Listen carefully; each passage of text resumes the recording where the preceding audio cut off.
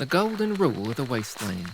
Thou shalt get sidetracked by bullshit every goddamn time. Red finds herself burdened with responsibilities she neither wanted nor needed. But a job is a job, just like her pa used to say. The Baileys are still coming to terms with their mysterious benefactor, hoping that she'll be enough to get them to point south and the beginnings of a new life. Tensions remain, however, and trust comes hard on those lonely Kentucky roads.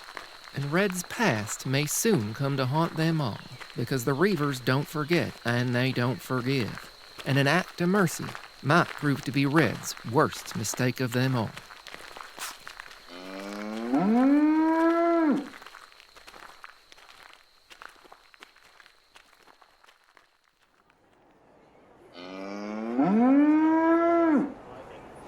$20 caps. That's the best I can do. 20. It's worth a lot more than that, darling. Then find someone else willing to pay, 'cause it ain't worth more than 20 to me. Fine. How about 25? Fine. 25 it is. But only because I got a soft spot for redheads. Red tried to put on her best smile as the merchant handed over the bag of caps while holding out their other hand to complete the trade. The item in question was an old pocket watch, something Red had found back in Appalachia at a place called Lewisburg, just outside Big Bend Tunnel. At another time, she would have demanded more, but she had a bunch of mouths to feed now, whether she liked it or not. Thank you kindly, darling. Don't spend it all in one place. Red mumbled something under her breath, something involving a big-ass stick and where the sun don't shine, before walking away from the rundown roadside shop. Whoa, watch where you're walking, you idiot. Red had to take a quick step back to avoid being squashed by a pair of Brahmin hauling a lot of crates, part of a caravan heading north. Damn, Red. Get your head back in gear. She'd spent the last few days on the road, a hired gun for the Bailey family. They'd found most of their belongings, covered in a few feet of Midwestern dust from the storm, and Red had led them to the bodies of the raiders she'd killed along the way, though she looted them personally and didn't allow the family too close, passing them a fib about finicky raider explosives going off in their face. None of the family needed to see exactly how they died. Red had gotten her caps while the family divided as much of what seemed of use as they could carry, and they started walking. It hadn't been easy. It was 2 days before they managed to get south of the Dust Bowl, finally emerging into a slightly more hospitable landscape. Of course, Red didn't know which was worse, trying to avoid the dangers of the wasteland or keeping the Bailey kids from driving her crazy. Several times they'd come close to seeing under her hood or finding the egg hidden in her pack. Here I thought your average death claw could be mighty unpleasant, but they got nothing on those twin terrors. The others were at least tolerable. The next oldest, Buck, did keep asking her a heapin' helping of questions, but at least he was nice about it. The parents and the old man, no trouble at all, and they did what they were told. But J.D.? He's gonna be the death of me, I swear. The young man was a constant thorn in Red's side. He was about as pig-headed as she was, having already gone off on his own at least twice, nearly getting chomped by what she reckoned was a mutated coyote or some such beast. Killing it was no easy task, but thank goodness for old Percy. And he didn't even bother to thank me neither. Part of her knew he was just trying to help, do what was right for the family, but going off and getting himself killed trying to prove a point wasn't going to help anyone. Just get them to Oneida. Then it's back home, right? Red sighed and pocketed the meager bag of caps. At least this part of the road was well traveled, which meant they weren't all in imminent danger, mostly. But they still needed to eat, which meant the next stop was finding some food at this roadside trading post. Crossing the rutted old road, Red walked up to what you might call an open barbecue pit, but quite a sight larger, with a whole Brahmin slowly roasting over the fire. Darling, I don't know what y'all are cooking, but damn if it don't smell mighty fine. Best Brahmin barbecue this side of the old Memphis. I'll tell you straight. Never got too far out of the hills myself. so ain't had the pleasure. Well, I'll be. That old pretty little accent of yours sounds awfully familiar. You ain't from Old Smoky, are you? I usually don't talk about where I'm from, darling. Oh, I meant no offense there, little lady. Used to work for the railroad, well, back when there was trains around. And I've been all over good old Tennessee. Even spent a spell up in Bristol. Had my fair share of shine too, but the best came from Old Smoky. The folks who brought it into town sounded just like you. That's all I was saying. Bristol, huh? Darling, that must have been old Martha and the Jimmy twins. They used to run shine all the way up to Roanoke back in the day. Martha. That's a name I ain't heard in forever. And those twins? Never seen nobody juggle shine like them. A regular old carnival act. Y'all ain't seen nothing. 'Cause you get 'em all liquored up, and those two would juggle just about anything. Seen them tossing around sticks of them there dynamite over a campfire, and the old folks were taking bets on whether they'd blow themselves sky high. Damn, y'all really are hell folk. Thought all of you was dead. Or worse. I heard what happened. Hell, we all did. What the hell you doing around these parts? Some dang fool's errand. Got myself off the beaten track and saddled with some folks heading south. South? You know them parts ain't safe for the likes of you, right? Was planning on staying well clear of the trouble. Only heading as far as Oneida. Well, ma'am, then you ain't up on the news, 'cause trouble is all you're gonna find down that road. What do you mean, darling? Reavers. Reavers. But they're all out east, ain't they? It's hunting season. Past year or so, they've been sending out slavers all over. See 'em as far north as Lexington and have folks to tell them hitting up settlements around Chattanooga, too. That ain't the news I wanted to hear, mister. Only thing I can say that ain't all bad is Oneida. So far as I've heard, they're doing just fine. Plus, they pay their fair share of tribute to keep it that way. But between here and there, it's all Reaver country now. Well, shit. I never expected it to get this bad. My old man used to say, if you go looking for trouble, you sure as hell gonna find it. That's why I became a cook. 'Cause don't matter who you are, raiders, scavvers, settlers, y'all gotta eat. If you want some advice, you turn yourself around and take those folks anywhere but south. That's mighty fine advice, and appreciated, darling. But these folks are dead set on getting to Oneida, come hell or high water. Dead set, huh? That may be more true than they know. You sure about all this? You know us, ill folk. Once we set our minds on doing something, it gets done, no matter what, darling. That's what I'm worried about, little miss. But hell, we're standing over one mighty fine slab of beef, and I've been jawing your ear off. Darling, you jaw all y'all want. But I am looking for some chow for me and those folks I'm saddled with.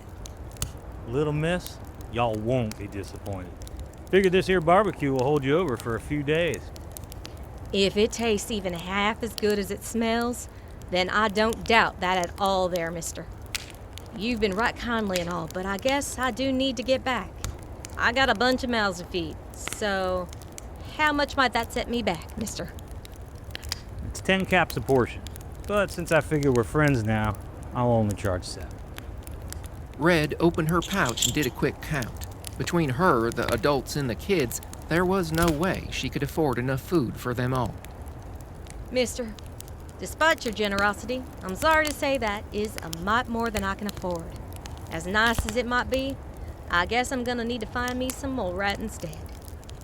You know what, little lady? I think I might have owed old Martha and those twins a favor or two from back in the day. Figure they ain't around no more, but that don't mean a debt can't be repaid. And I do have an extra Brahmin in the back, so why don't y'all wait outside and I'll prepare something special for you. I am much obliged there, darling. The cook tipped his cap before turning back to the cooking carcass while Red walked outside. She looked around to make sure she was alone, then slipped the goggles from her eyes, wiping away a tear and squinting against the harsh light of the sun. Yet another extra. This one's not so useful during the day. The mutation serum had saved her life and handed her a bunch of extras. The horns, her short little tail, plus the teeth and claws. It also gave her the ability to see at night, Pretty handy at times, but during the day she had to wear thick goggles to see properly. The tear? That was for old Martha and the Jimmy twins. Red remembered back to her 6th birthday. None of them hill folk had much, but birthdays meant one hell of a party. And darn if the Jimmy twins hadn't tried to juggle little old Red, along with about half a dozen moonshine bottles. And Martha? She'd picked up one of those bumble bears from a Carolina trader as a very special present. The 3 of them hadn't survived that first winter when the Reavers first came up from the valley to take their stills. They hadn't gone down easy, taking a whole heaping of them damn cannibals with them, but the elders had found their heads on pikes soon after. They hadn't been the first to die, nor were they the last, but that night young Red had cried herself to sleep, clutching that bumble bear in her arms. Red heard the tent flap open and put her goggles back on, turning to find the cook standing there with 2 large packs. This here's some prime cuts for you and yours. Even salted half so it'll last a while on the road. It's mighty tender and should eat just fine. I still think you should just turn around, but by the looks of you, I guess you have places to be. Red took the packs. They were heavy with meat and would probably last quite a while if they rationed it proper-like. Can't thank you enough, mister. A debt owed is a debt best paid, like my pa used to say. And you can call me Slim, because of my incredible figure.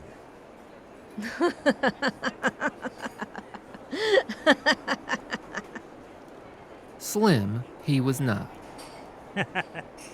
So what do I call you? Darling, y'all can call me Red. Don't know if I'll get back to these parts, but if I do, I'll just follow that delicious smell, and I'm sure I'll find you. I can't leave you empty-handed, though. And I know you said this was a favor and all, but me and my kin are traitors by heart, and I don't think I could look myself in the mirror if I didn't at least pay y'all something for your kindness. So here. It ain't much, but please, take it. Red handed over the small bag of caps and placed it in Slim's meaty hand. You hill folk are good people. I'm real sorry about what happened. Wherever this road takes you, wishing you all the best. Red smiled and shouldered the rations, careful not to jostle her other pack too much. She'd heard something move just the night before in that egg that Shiny left her. She had no idea when it was going to hatch or what would happen when it did. But it was the last piece of anything she had left from Appalachia, and she would guard it with her life, just like Shiny did for her. Slim watched the mysterious woman leave. He'd seen more than his fair share of the strange and unusual in the Wasteland, and too many times he also saw blood and death. But at least today he could do a good turn, and he'd explain to the others why he did it. A chance to make a friend or repay a debt is always worth taking. And maybe today he'd done both.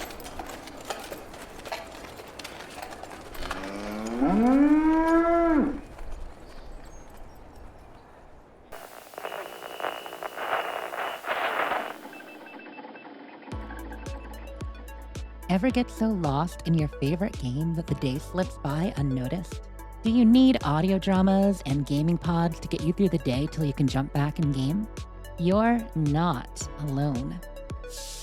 I'm inviting you to join me as we dive into a world of immersive lore and gameplay on my shows The Fallout Feed, Starfield Lorecast, and Dames Who Game, plus all the shows we do on the ASA Podcasting Network. On the Fallout Feed, we celebrate the world of Fallout and occasionally other RPGs, where rad roaches are far from the only bugs you'll encounter, and there's always a new way to tackle a quest. For Starfield fans, join me on the Lorecast. And on Dames Who Game, join me and my girls as we mix games, nerdy media, makeup, and our latest obsessions. With these and other shows at ASA Podcasting, we believe the best way to experience a game is to dive deep. Find us wherever you get your podcasts, Spotify, Apple, you name it. ASA Podcasting, your next adventure starts here.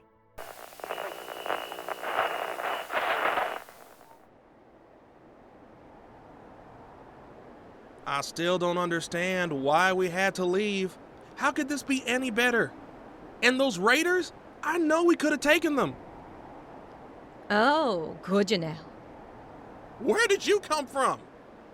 Your pa put you on guard duty, didn't he? I've been stomping my way up here for the last 10 minutes, and I could smell you from even further than that. I swear, y'all gonna get yourselves killed just to spite me, ain't ya? I knew you were coming back. I was just watching out for real dangers out there. You know, like ferals or death claws. First, darling, I'm plenty dangerous. And second, if a pack of ferals, or heaven forbid a deathclaw, came running around these parts, the best y'all can do is run as fast as you can in the other direction. The whole point of you even being here is giving your folks and those kids a chance to get away with their skin intact. The next time I sneak up on you, I may just take a strip of your hide, just to prove the point. I'm not stupid, you know. Darling, you surely could have fooled me. J.D., like many young men with more ego than brains, took great offense at Red's words and her tone. Standing quickly and getting right up in her face, he would make his next big mistake. Just who do you think you are? The young man didn't even see Red's hand move until it was around his neck. Her size belied a strength he hadn't reckoned, and now brought down to her level, he could feel her sharp nails against his skin and see a mouth curled into a snarl, revealing a set of canines that looked damn near primal. What's going on up here? Clayton had heard the commotion and ran up the hill just in time to catch Red about ready to skin his son alive. Was coming back with the food y'all need and found this one pining for death claws or some such nonsense. A whole load of raiders could have come through here and put you all in an even worse spot than I found you in. JD, is that true? It ain't like that, Pa. I've been up here for hours and ain't seen nothing. God damn it, JD. Miss Red, I do apologize on behalf of my son. I'll talk to him, and I promise it won't happen again. But Pa! JD, we'll talk about this. We gave Miss Red here our word that we do whatever she said, and I aim to follow the rules. Now, if you wouldn't mind letting my son go now. Red looked over at Clayton, then back to J.D. before pulling the young man closer. Darling, don't think for a minute you can test me or my patience. I ain't gonna let some pig-headed boy put me or your kin in harm's way. Now, go. Go on, get. J.D.'s ego deflated, and as quick as Red let go of his neck, he grabbed his pipe rifle and hustled on back down the hill towards where they had made their camp. Clayton just shook his head as the boy left before walking up to Red. His heart's in the right place. It ain't his heart I'm worried about there, darling. I know. Think he's still sore we had to leave. Probably more that we got ourselves into so much trouble just getting this far. Why did y'all leave anyway? Nothing I see around here's worth getting yourself killed over. Clayton ran his hand through his thinning hair, glancing back down the hill towards the camp before turning back to Red. Oh, that's a long story. Well, darling, we got a lot of miles ahead of us. And I did manage to snag us some fine eating from down the way. Why don't we have ourselves some dinner, and y'all can enlighten me as to y'all's circumstances? Never been one to say no to a good meal, even in the middle of the worst of things. Amos can stand watch. I think the twins have been driving him a little crazy since you left this morning. Better him than me. Those two are, well, let's just say I've known some monsters that scared me less than them. I believe JD and Buck have said the exact same thing. Oh, they'll grow out of it eventually, just like the rest of us. They've been through a lot. And the way they've been acting, whew, well, it just means they like you. Just so long as they don't permanently attach themselves to old Red here, darling. Anyway, I know y'all are hungry, and like I say, I was able to scare up some mighty fine food. Best we have full bellies, 'cause I heard the road is gonna be a mite sketchier the further south we go. Ooh, wasn't expecting a heap of good news. Y'all hired me to get to Oneida, and that's what I'm gonna do. But fair warning, darling, I weren't kidding when I said you had to listen to me. There's bad. There's worse. And then there's what might be waiting for us down that line. I understand. Let's enjoy a little peace and that dinner you scared up while we can. Clayton extended a hand and took one of the heavy bags of meat. As Red followed him down to their campsite, she looked down the winding road heading south. Reavers. Why did it have to be Reavers? Memories bubbled up from the past, hunting the cannibals in the hills, then word of the ambush which killed her family, and the look on the boss's face when her old homestead exploded around him, and running, lots of running. But now it wasn't just her. She had these others to worry about, and getting through Reaver country. It's the frying pan, the fire, and the pits of hell itself. But us hill folk don't give up. Ever. Right?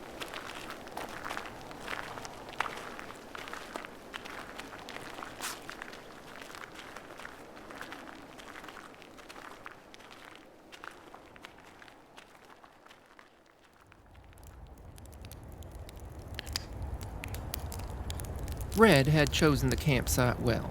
It was hidden from the road, situated under a rocky overhang and nestled between two hills. While Darlene had prepared the food and Buck kept the twins busy, Clayton had taken J.D. aside and had a long talk with him. Red couldn't quite make out what was said, but by the looks of it, J.D. was on the receiving end of a very valuable life lesson, and he wasn't happy about it. Red just smiled, remembering back to the days when her own pa had to sit her down and explain the way things were. I never did like it, but damned if the hardest talks didn't end up being the best darn advice to keep me on the right side of living. Finally, the conversation between father and son ended. Red was in the middle of taking a big bite of roasted Brahmin when J.D. walked up to her. Miss Red, I wanted to apologize. I wasn't paying attention, and it could have gotten us into trouble. Or worse. It won't happen again, I promise. Now, darling, I did get a little hot earlier, and I do get it. Y'all are itching to be the big man and protect your folks and your kin. Y'all don't know me from Adam either, but your pa and pappy there done hired me to keep you safe. We had guards before, you know. But you didn't have me, darling. And don't you worry none. As soon as I get your folks to where you need to be, I'll be back on the road and it'll be up to you and your pa to keep them safe. J.D. looked like he wanted to say something else, but instead, he turned around and went back to the fire, sitting down with a plate of food, his back to her.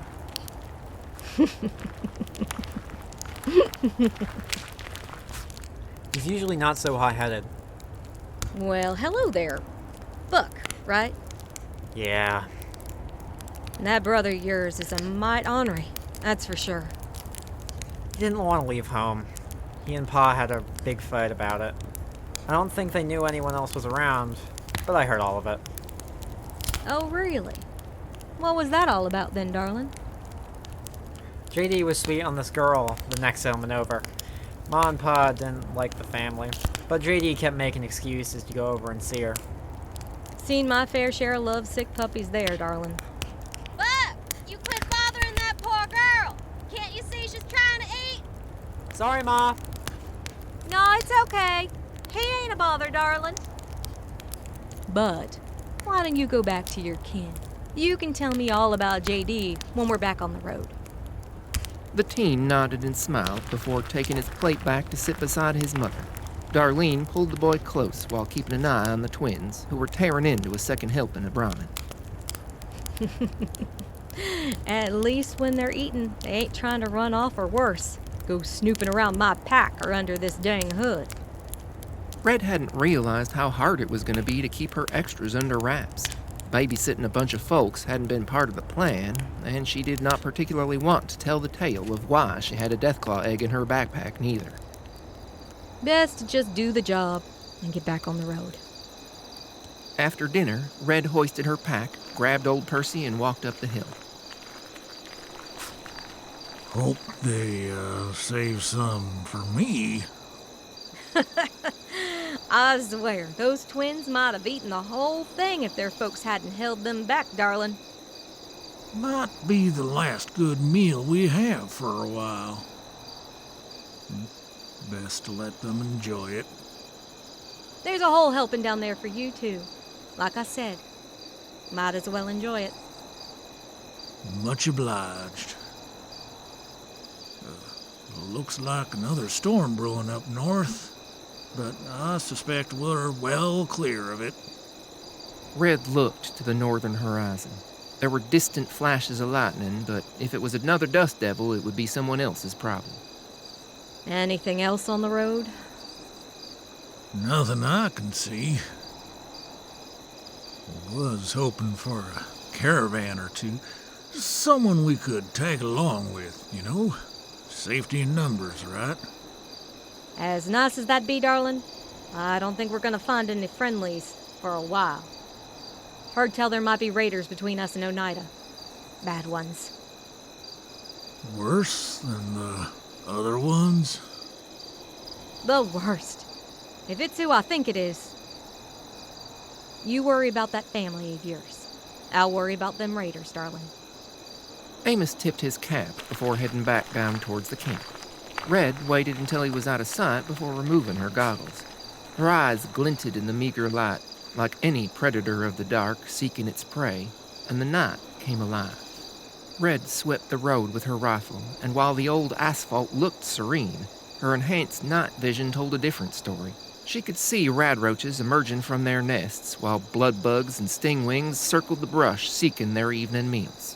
But it wasn't the wasteland creatures that worried Red. She had caught the scent of a campfire, a far ways off, but still closer than she'd like. Too close for comfort, because she also recognized the scent of what had been cooked for dinner, and the smell of cooked human flesh was hard to miss, particularly with her extras. Damn Reavers. Would have thought the hills would have been enough for you. Red settled in for what promised to be a long night. She set her pack down, opening it to check on the egg inside. The pristine egg was exactly as she had packed it, and as she ran her hand over the rough surface, she felt it move. Alive and kicking. Wish I had some idea of when you was gonna hatch, little one. Dang, Shiny. Least you could have done was warn me. Closing her pack, Red continued to scan the terrain around their small camp. They'd have to get back on the road in the morning. They were still a few days away from the Tennessee line, and it would be a long walk yet down to Oneida. If the Reavers were out there, she'd have to come up with a way to deal with them, and if they couldn't go around them, it meant going through. As much as she relished getting her hands dirty with the bastards who killed her kin, this time it wasn't just her skin at risk. Even if she wasn't on guard duty, that thought alone would have been enough to keep Red up that night. She didn't know what tomorrow would bring, but Red would do her best. Because just like her pa always told her, a deal was a deal, and come what may, she'd keep that family safe.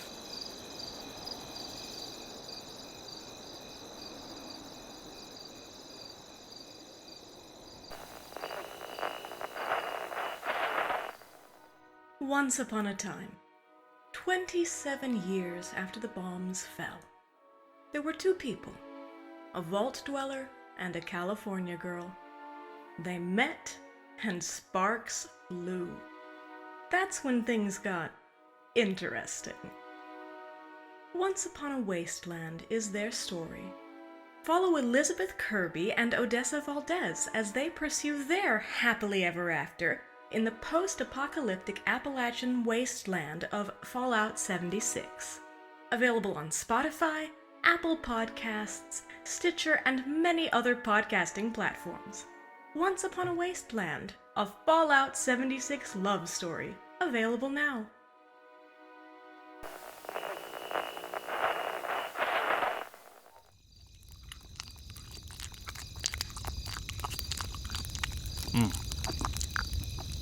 A bit chewy, but not too bad. Hey, better. I'll take another helping, though, if you're grabbing more. Let's try some from the back. Looks a bit more tender there. Yeah. I think I'll help myself to some ribs as well.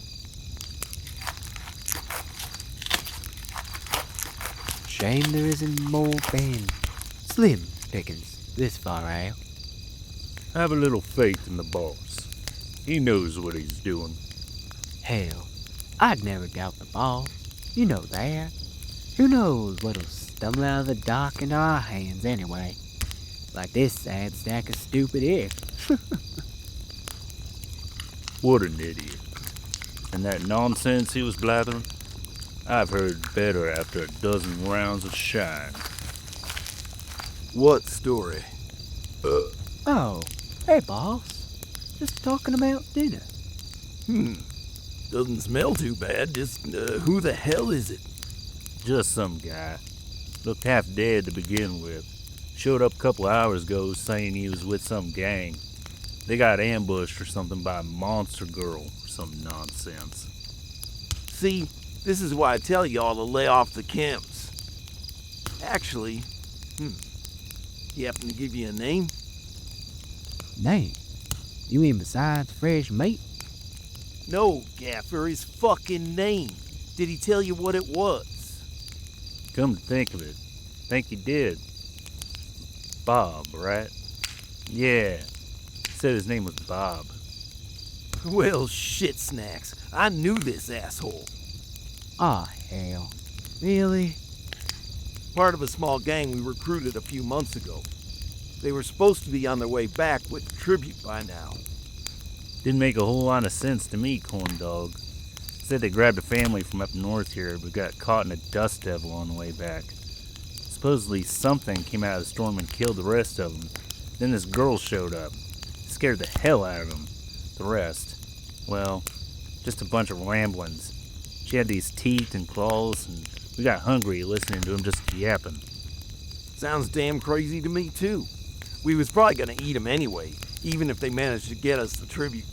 Like the boss says, you can work your slaves and eat them too, you know. Ain't that the truth? Y'all ain't a Reaver. You know better than food. That's what Zeke says. Bob ain't half bad. Better than a raider anyway. Hey, what if Bob was telling the truth? Maybe that family is still out there. Maybe. Be ashamed to head back empty-handed, right? And that girl, too. What did he say her name was? Huh. Yeah, it was... shit. What did he say she called herself? Fuck me. It was... Red. Said her name was Red. To hear him tell it. Spicy little bitch, too. Hill accent and all. What the fuck did you say? Red. That's what her name was. Are you sure? Y'all ain't been misremembering or making shit up, are you? Nah. Why the fuck would we do that, corn dog? It's just some dumb girl, right? Dumb girl?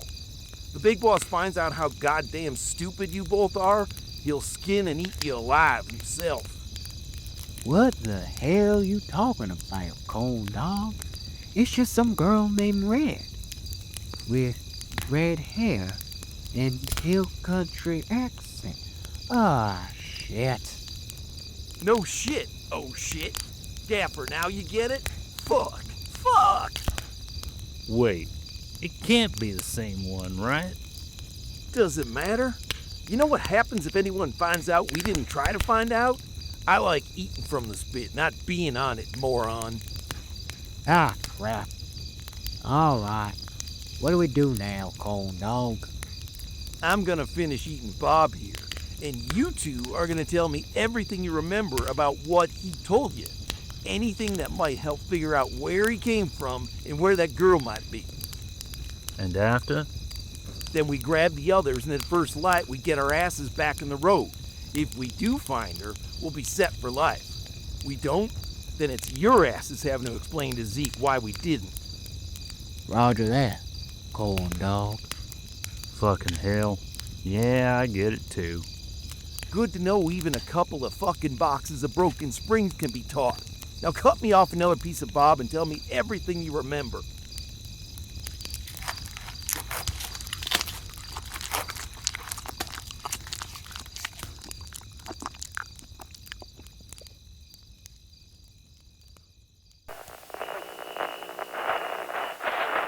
Greetings, people of Earth. My name is Shmo Brannigan. I have hacked into this RSS feed with a promotional feature for the Wizard Scroll podcast, transcribing in 3, 2, 1. Hold on, let me unfurl this wizard scroll real quick.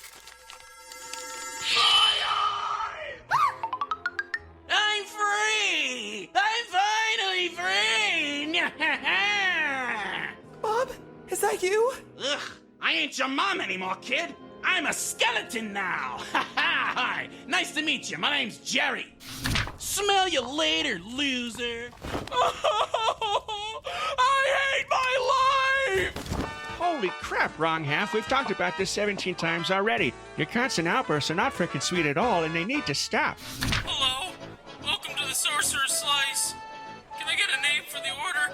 Kid, you gotta make the order. They don't let me come here anymore. What? I was banned from coming here 74 years ago for cutting bad checks. Please, they'll recognize my voice. You have to order. All right, fine.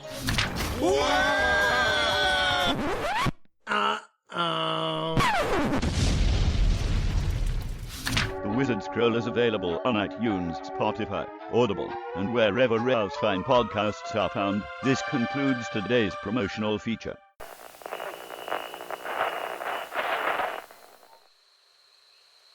Thank you all for joining us for our latest episode of The Ballad of Trader Red. You can learn more about our story, both the original Modus Files tale of the Fate of Appalachia and The Ballad of Trader Red, on our website, themodusfiles.com, or follow us on our various social media platforms, including Blue Sky and Instagram, @ModusFiles and @ModusFilesPodcast, or join our Discord. A link is included on our website. If you'd like to support us directly, you can also join our Patreon, where members receive special benefits like early access to episodes, special behind-the-scenes interactions with our cast, and read original drafts of our scripts. We'd also like to thank our cast, Chrissy Williams as Trader Red, Alicia Oliver as Darlene, Joel Butler as Amos, Jeremy Tucker as Clayton, Preston Harden as JD, Henry McNamara as Buck, Firewriter as the Merchant, Ada Smith as the Caravaner, Matthew Robertson as the Cook, Eric Gold as Tater Tot, Zach as Gaffer, Christopher Rockwell Monk as Corndog, and Pandora Beatrix as our narrator. Lastly, thank you to all of our subscribers and supporters. It's a wild wasteland out there, and we're just getting started. Stay tuned for our next episode of The Ballad of Trader Red.